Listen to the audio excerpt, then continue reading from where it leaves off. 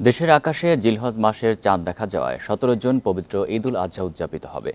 জাতীয় চাঁদ দেখা কমিটির সভায় এই সিদ্ধান্ত হয়েছে। শুক্রবার সন্ধ্যায় রংপুরে পীরগাছা উপজেলার ইটাকুমার ইউনিয়নের চাঁদ দেখা যায় বলে জানিয়েছে কমিটি। সন্ধ্যা ৭টায় ইসলামিক ফাউন্ডেশনে বৈঠকে বসে চাঁদ দেখা কমিটি। রাত ৯টার পরে ধর্মমন্ত্রী ফরিদুল হক খান জানান, দেশের আকাশে চাঁদ দেখা যাওয়ায় আগামী ১৭ জুন সারা দেশে ঈদ উল আজহা উদযাপন হবে। নতুন চাঁদ দেখার মধ্য দিয়ে শুরু হয় হিজরি জিলহজ মাস। এ মাসেই পালিত হয় পবিত্র হজ, আর ১০ তারিখে হয় ঈদ উল আজহা। বৃহস্পতিবার সৌদি আরবে জিলহজ মাসে চাঁদ দেখা যাওয়ায় ১৬ জুন ঈদ উল আজহা উদযাপনের ঘোষণা দেওয়া হয়।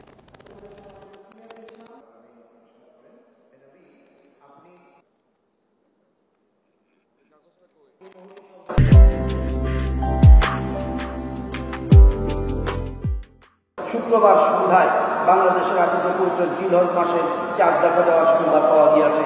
১৭ জুন ২০২৪ খ্রিস্টাব্দ তারিখ সোমবার সারা দেশে পবিত্র ঈদ উল আজহা উদযাপিত হবে ইনশাআল্লাহ।